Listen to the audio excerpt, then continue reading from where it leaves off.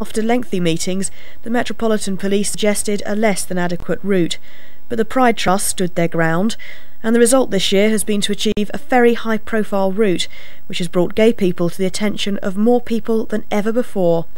The marchers now pass major landmarks of London, including Piccadilly, Trafalgar Square, Whitehall, and more importantly, the Houses of Parliament. The original theme idea or slogan for the march was proposed by Outrage, 25 years out and proud, equality and freedom now, because that was part of their campaign work. And I have to say that Outrage were viewed by other members of the Pride team with suspicion. But I mean, I'd been a member of Outrage and I knew that they were complete pussycats. And we agreed that that was the theme that we were going to put to the members. And that meeting was the 30th of September of 1993. And the other interesting thing about that meeting, as the minutes say, is it was resolved Adam Jeans be and is hereby elected as chair. I was only 28. Of course, when you had Outrage and Stonewall working together in the same organisation, there was a bit of tension, let's put it like that. The age of consent vote obviously didn't go well. And then there was a bit of a froideur between the two organisations in the aftermath of that. 19th of May, I'd been waiting for Stonewall and Outrage to clash, and they did at the March meeting last night. Gary Henshaw said I handled it very well. I'm not sure. Anyway, the march is making progress, and I'm quite happy. 22nd of May, and you may remember this story from one of the other videos, Angela Mason spoke to Teddy about the March Working Group and complained about Outrage and the banner, Stonewall was a riot. Outrage has written a letter to Gay Times praising Teddy and I for our leadership in the fight to get the route of the march, despite last-minute attempts to reach a compromise route from some areas of the community. All Stonewall seems to get is bad press. I can't remember anyone supporting Stonewall except members of the Stonewall board. And everyone seems to be really against them at the moment. Teddy's attitude is a bit annoying. He wants to get Stonewall all involved and loved up so that we can all remain friends. No, no, no. I told him that Stonewall just barge into everything and try and take it over. For example, the march last year, leading it with American veterans.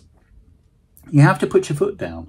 Outrage's commitment to the march has been total. I also recall what Tom Brooks said, that Outrage have toned down and compromised on things with us, and we should make a few concessions in that direction ourselves. So it starts to hot up now. So the 28th of May bumped into Peter Tatchell and Outrage en masse in La Ruse.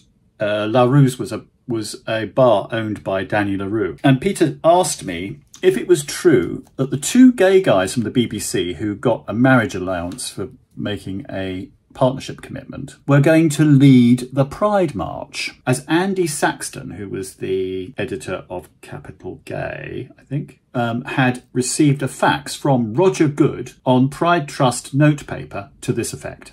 I was livid. That little incident with the headed notepaper fax is actually mentioned in Ian Lucas's oral history of Outrage, Steve Cook, through their press officer, Roger Good. They were issuing press releases on Pride Trust headed notepaper saying that this year, thanks to Stonewall, there were going to be young men at the front of the march with their parents, just as last year, unilaterally, they'd put American war veterans at the front of the march. I suggested it was about time we counteract some of their insidious propaganda. There were a series of petty little squabbles over weeks, with letters back and forth in the press. Angela was reported to be in tears and couldn't understand how the community had turned against her. They had no organic links to the community, but couldn't stand up to a fight with the likes of us. I mean, it was all pretty poisonous stuff, and the fallout behind the Age of Consent campaign went right on until September, October.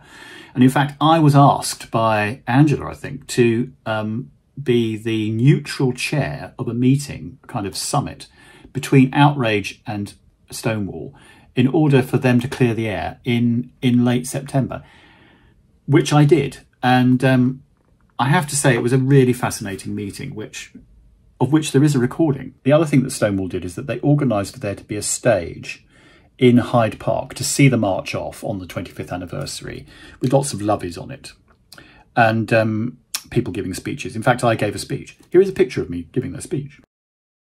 Isn't that bizarre?